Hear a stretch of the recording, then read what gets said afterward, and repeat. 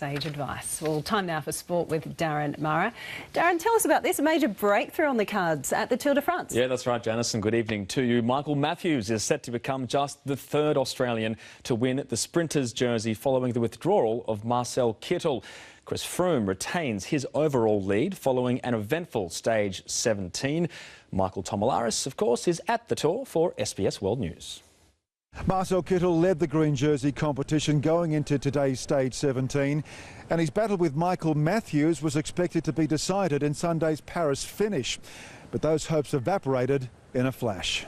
This is the crash that ended Marcel Kittel's Tour ambitions. Marcel Kittel in a bad way. As dozens of riders picked themselves from a pile-up, the extent of Kittel's injuries became clear. He returned to his bike, needed on-road maintenance and received medical treatment for a damaged shoulder. Marcel Kittel, he will be in a whole lot of hurt with these injuries. By abandoning, the green jersey was passed onto the shoulders of Michael Matthews. I just hope Kittel is okay. You never want to see your competitor crash, obviously. You want to win fair and square on man, and it sucks for me and for the crowd that we can't bring it down to Paris to see who wins this green. Bardet makes his move. The battle for the yellow jersey intensified on the big alpine climbs. French hero Romain Bardet launched several attacks, only to have his moves covered by Chris Froome every time. Chris Froome is forced to respond. Stage honours went to Primoz Roglic, a former snow skiing champion who swapped skis for wheels at a late age. He jumped off the skis as a junior and he jumps to victory at the Tour de France. It's unbelievable and really a pleasure to me that I can make cycling history in Slovenia. Froome survived another day. The French president didn't hide his favourite rider, but the fight in the Alps is far from over. Mike Tomalaris, SBS World News. And so stage 18 will be one for the yellow jersey contenders. It'll feature two tough climbs. Froome will be looking to consolidate his overall lead heading into the final few days of racing. And our live telecast on SBS gets underway from 9 p.m. in the east. There's also live streaming on our dedicated tour website. Collingwood coach Nathan Buckley admits the club is under siege after failing to keep pace with the AFL's top 8. The Magpies sit in 14th spot on the ladder and are expected to miss the finals for a fourth straight year. Buckley's contract expires at season's end, with a decision on his future to be made after an internal review. Oh, it doesn't feel like we're under siege, but we are. I think we've been pretty good internally, just focusing on the things that we can impact on and we can control on. Meanwhile, the GWS Giants have re-signed coach Leon Cameron until the end of 2020. Manly Seagulls captain Daly Cherry-Evans is confident the NRL's investigation into alleged salary cap breaches won't derail their season. The NRL's integrity unit visited the club's headquarters yesterday to examine potential evidence. Well, Cherry-Evans is frustrated players are having to answer questions about the issue. The allegations probably directly affect the players, but really, I don't think we should be standing here talking about it, to be fair. I think probably people from the front office should be dealing with this in front of the cameras. And the New South Wales Rugby League has cleared Josh Dugan and Blake Ferguson of any wrongdoing. It follows reports the pair visited a pub 5 days before Origin 3. 11 Australians will hit the course at Royal Birkdale tonight in search of golf's British Open. The early mover on day one was Ian Poulter. The 2008 Open Championship runner-up was in brilliant touch, holing 2 birdies in 4 holes. The Englishman holds the lead at 2 under. One of Australia's leading women's cricketers says the ongoing pay dispute with Cricket Australia won't affect the side's World Cup performance. The defending champions are aiming for a spot against hosts England in Sunday's final. They take on India tonight in the semi-finals. Alex Blackwell says the ongoing fallout regarding player contracts is the furthest thing from her mind.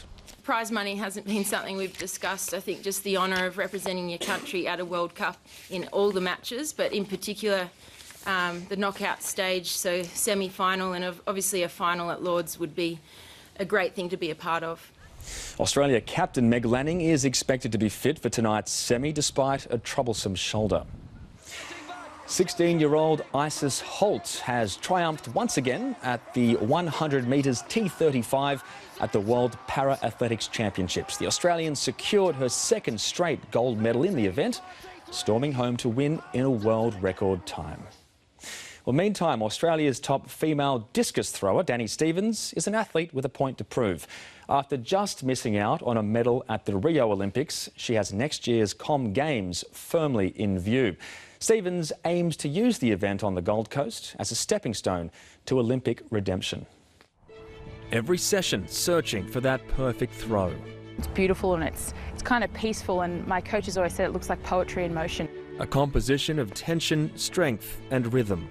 That movement has become so ingrained in me, those habits and that form, that it's just part of who I am, and I love doing it. Dani Stevens thought 2016 would be her year, a consistent season leading to the Rio Olympics, but she managed only a disappointing fourth. If I'd thrown a PB and come fourth, I would have been happy with that, but with the shape that I was in, I felt like I should have thrown a little bit further, but you know, that's the Olympics. It's the toughest sporting event on the planet. Sporting a new married name and new home base, Stevens has a fresh enthusiasm for success. I had some hang time, but it was a bit weird.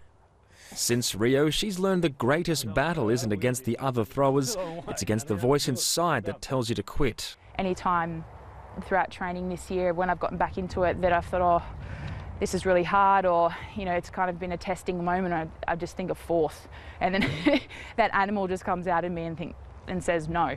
Dani says she's an athlete with something to prove, and with the Com Games on home soil next year, she'll be aiming to defend the gold medal she won in Glasgow 4 years ago. We're wanting to have a Commonwealth record, a big throw. But it's redemption at Tokyo 2020, which Stevens covets. I've been doing this for a long, long time, and I know and I desperately want that Olympic gold medal. An athlete who knows champions keep playing until they get it right.